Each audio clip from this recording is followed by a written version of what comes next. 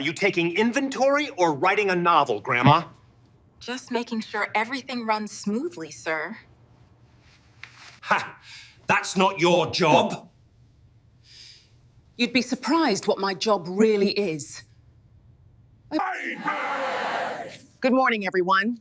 My name is Margaret Harper, your interim CEO of Brookstone Dynamics. Wait, what? You're the cleaner. No, I was the cleaner you chose to ignore. Now, I'm the CEO you'll answer to.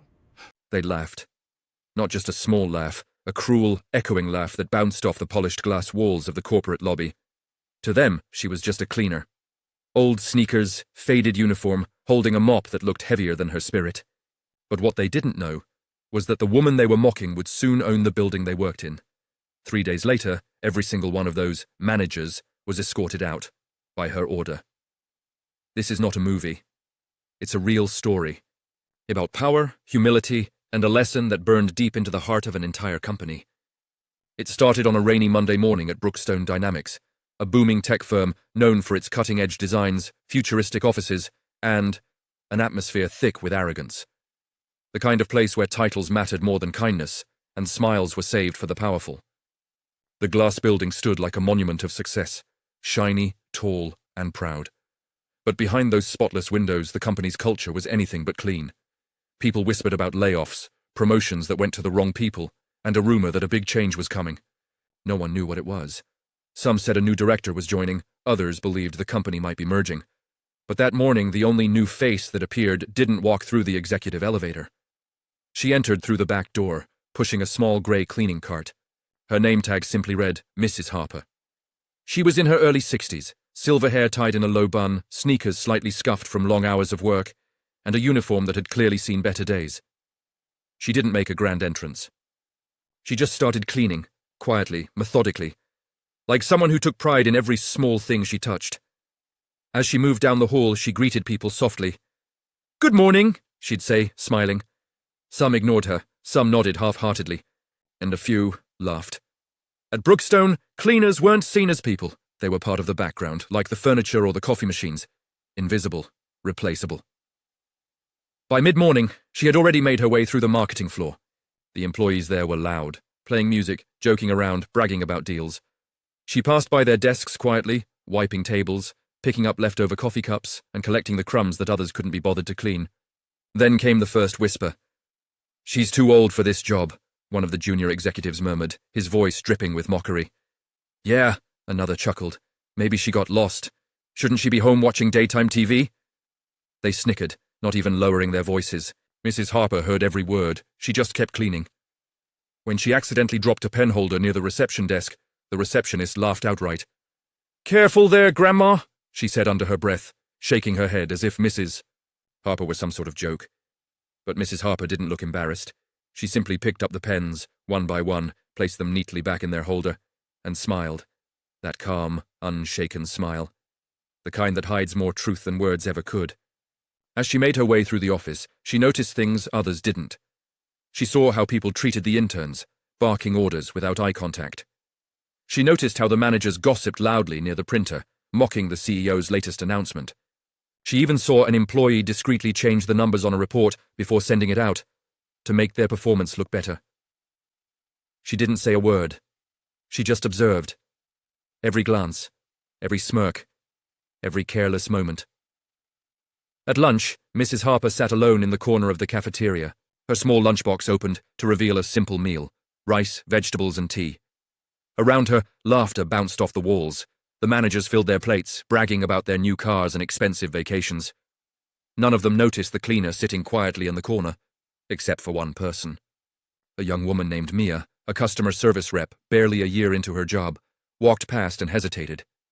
Then she came back, smiled, and said, "Hey, is anyone sitting here?" Mrs. Harper looked up, surprised, and shook her head. Mia sat down.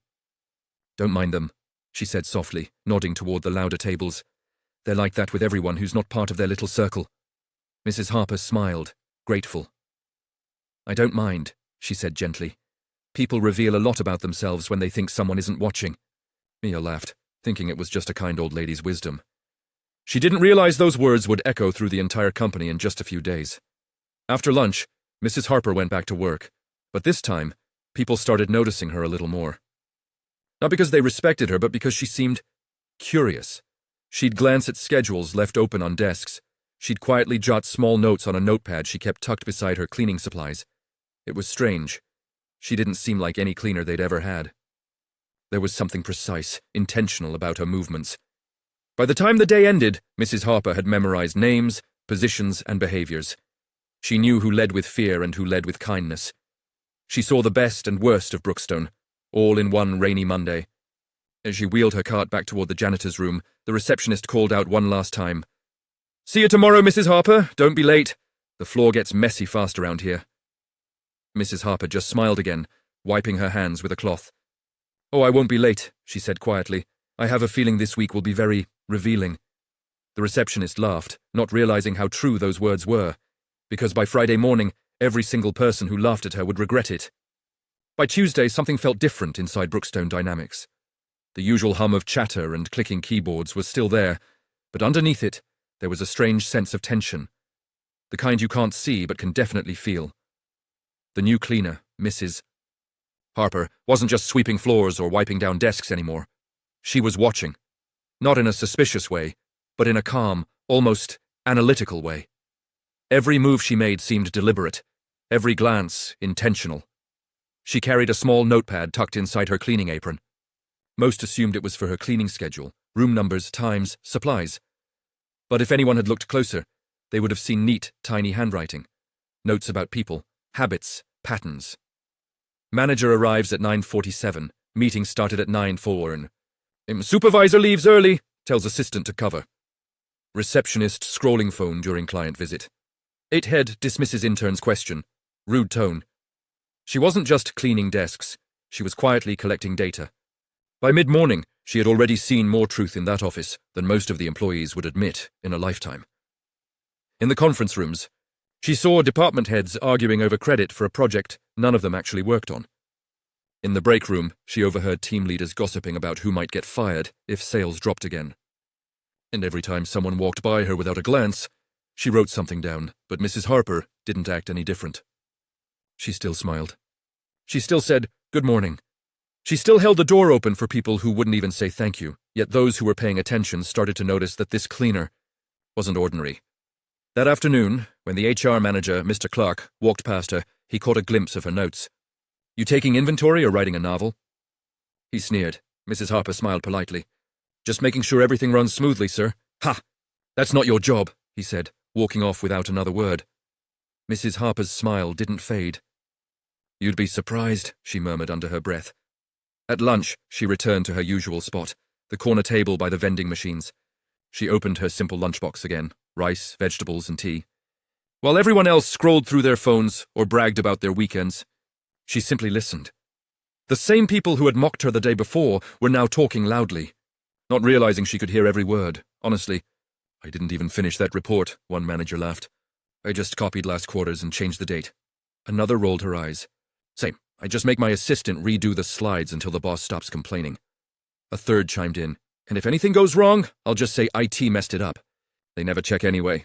Mrs. Harper didn't interrupt. She just sipped her tea slowly, her eyes soft but sharp. She noticed the employees who stayed quiet too, like the junior staff eating alone, or the interns who cleaned up after everyone else. Those were the people who caught her attention most. And that's when Mia appeared again, the same young woman who had sat with her the day before. She carried her lunch tray and smiled shyly. "Hey," she said, sitting down across from her. "Rough day?" Mrs. Harper chuckled lightly. "Oh no, not rough, just revealing." Mia looked confused, but didn't press. "Don't mind them," she said, nodding toward the table where the loud managers sat. "They're just like that, especially around people they think can't do anything for them." Mrs. Harper tilted her head slightly. "And what about you, Mia? Do you believe that's the right way to treat people?" Mia shook her head quickly. "No, ma'am. I just keep my head down. I need this job." There was something sincere in the way she said it. Tired, but honest, Mrs. Harper gave her a kind look. "You remind me of someone I used to work with," she said softly. "Hardworking, underestimated, but one day, everyone realized she was the reason the company was still standing." Mia smiled, not realizing that story was more personal than she knew. Mrs. Harper leaned back and looked around the room. "You know," she said quietly, almost to herself, People reveal more about themselves when they think someone isn't watching. Mia tilted her head. That's actually true, Mrs. Harper nodded. It's the small things that show who we really are. How we talk to the waiter, how we treat the janitor, whether we say thank you when someone opens a door. For a moment, the cafeteria noise faded into the background. Mia felt a strange chill, like the woman across from her wasn't just some cleaner, but someone who saw the world with deeper eyes. Then Mrs. Harper stood up, tucking her notepad back into her pocket. Well, time to get back to work. Things don't clean themselves. As she walked away, Mia noticed her stop by the corner of the cafeteria, where the department heads were still talking loudly. Mrs. Harper calmly emptied their trash bins, smiled politely, and walked off, but not before jotting one small note on her pad. None of them cared. None of them asked what she was writing, but if they had, they would have seen a short, simple line, pride before the fall, and in just 2 days, that line would become prophecy, because by Thursday, the walls of Brookstone Dynamics would shake, and the same people laughing over lunch would be packing their desks in silence. Wednesday morning at Brookstone Dynamics started like any other, rushed coffee runs, tired faces, and half-hearted greetings echoing through glass corridors. But at exactly 8:47 a.m., the sound of notification chimes filled every office at once. Subject, mandatory meeting, 10 a.m., sharp, conference hall. The message was brief, cold and unsigned. People exchanged puzzled looks. Meetings were common, sure, but mandatory and unscheduled. That was unusual, and with no sender's name attached. Even stranger. Still, by 10 o'clock, the entire staff shuffled toward the conference hall. The managers led the pack, rolling their eyes, joking, pretending not to care. Probably another boring policy update, one scoffed, sipping his latte. Let's sit at the back, another said. We can sneak out early if it drags. Phones in hand, egos in full display. They walked in like they owned the place. None of them noticed the subtle tension in the air. The room was perfectly arranged, rows of chairs, a projection screen, and a podium that stood in quiet authority at the front. The hum of conversation filled the hall until suddenly the doors closed, not gently. Not slowly. They clicked shut with the kind of sound that makes you instinctively turn around, and there she was, standing at the front, calm, collected, completely out of place, yet somehow commanding the entire room, Mrs. Harper. But this wasn't the same woman who had pushed a cleaning cart through the halls 2 days ago. Gone was the faded uniform, the mop, and the humble posture. In its place stood a woman wearing a sleek navy blue suit, her silver hair tied back neatly, her shoulders squared. Confidence radiated off her in quiet waves. Beside her stood 2 men in tailored suits, members of the board, and a woman holding a clipboard. The silence that fell over the room was so heavy, you could almost hear hearts beating. The whispers began instantly. Wait, what is she doing here? Why is she dressed like that? Is this some kind of joke? Then Mrs. Harper stepped up to the podium and adjusted the microphone. Her voice came out steady, clear, and authoritative, the kind of voice that fills a room effortlessly. Good morning, everyone, she began. My name is Margaret Harper, interim CEO of Brookstone Dynamics, appointed by the board 3 days ago. The room froze. For a moment, nobody moved. Nobody even breathed. The managers looked at one another, eyes wide, mouths slightly open. A few nervous laughs slipped out, forced, awkward, the kind of laugh people use when their world is about to fall apart, but they don't realize it yet. Mrs. Harper waited for the murmurs to fade, her expression composed but sharp. When the room finally went silent, she continued. For the last 72 hours, I've been observing this office, the people, the culture, and the leadership. She paused, letting the weight of her words sink in. And what I've seen, she looked slowly across the room, meeting eyes one by one, is unacceptable. She turned to the woman with the clipboard, who handed her a thick folder. Mrs. Harper flipped it open, revealing pages filled with names, times, and detailed notes. In just 3 days, she said. I've witnessed managers arriving late to meetings, supervisors assigning work they never follow up on, employees taking credit for tasks completed by others, and department heads who, let's be honest, wouldn't last a week in their own team's shoes. Her tone was firm, not angry, controlled, precise. A manager in the back tried to laugh it off. Okay, hold on. Are you seriously telling us you've been, what, spying on us? Mrs. Harper looked up, calm as ever. Observing, she corrected. Not spying. There's a difference. I wanted to see how this company really functions, without the filters, without the facades. The board members beside her nodded silently. The realization began to sink in. She hadn't been a cleaner. She'd been testing them. Mrs. Harper stepped out from behind the podium and walked slowly between the rows of employees. Her heels clicked softly against the floor. "When I walked through these halls as a cleaner," she said, "I was ignored, laughed at, mocked, and in some cases disrespected to my face. Many of you revealed exactly who you are when you thought no one important was watching. No one dared move." She stopped near the front row, looking directly at one of the managers who had whispered about her shoes on Monday. "Do you remember saying I wouldn't last a week here?" The man swallowed hard, his face pale. I didn't mean—" She held up a hand. "Don't worry. You were right about one thing." She smiled faintly. "I didn't last a week as a cleaner." The room was dead silent. She returned to the front and continued, her voice cutting through the air like glass. "Brookstone Dynamics was built on innovation. But innovation means nothing if the people behind it forget basic human decency. You've created an environment of fear and ego instead of respect and teamwork." She turned to the board members, who nodded. Then she faced the employees again. "Effective immediately," she said. "This company is being restructured. There will be consequences for those who've led through arrogance instead of example." She closed the folder and stepped back. "And as for those of you who still believe kindness is weakness, today you'll learn otherwise." The words hit harder than any shout ever could. For the first time in years, the mighty executives of Brookstone Dynamics were silent. Completely silent. And standing before them, the woman they had once called Grandma looked every bit the leader they never deserved. The next few minutes would decide their fate. And Mrs. Harper wasn't done yet. Mrs. Harper, or rather Ms. Margaret Harper, the new CEO, stood firm at the podium. The folder in her hands, the same one she'd carried while disguised as a cleaner, was now open before the entire company. The weight of her silence pressed against the air before she spoke again, each word measured, deliberate, and unshakable. "These," she said, tapping her notes, "are not opinions. These are facts, observed firsthand over the past 72 hours. Every eye was locked on her. She began to read aloud, voice calm but heavy with authority. Manager of sales. Mr. Reynolds repeatedly arrived late, falsified reports, and publicly mocked subordinates." Reynolds shifted uncomfortably in his chair, face turning pale. Operations head, Mrs. Davis, routinely passed blame to juniors for her own missed deadlines, and dismissed maintenance staff when they asked for basic safety equipment. Gasps rippled through the room. Ms. Harper continued without pause. HR manager Mr. Clark mocked a new employee, ignored workplace harassment complaints, and joked about firing people to keep them on their toes. Each statement hit like a hammer. She closed the folder momentarily and looked out across the sea of faces. Executives who once strutted, the halls with arrogance now slumped in their chairs, pale and silent. The entire company, once a hive of noise, was now utterly still. "This company," she said, "was built to stand for innovation, growth, and community. But what I've seen is a culture of fear, gossip, and disrespect. And some of you have forgotten what leadership truly means. Leadership isn't about barking orders or flaunting titles. It's about lifting others so they can do their best work." Her words weren't loud, but they didn't need to be. The truth in them was louder than any shout.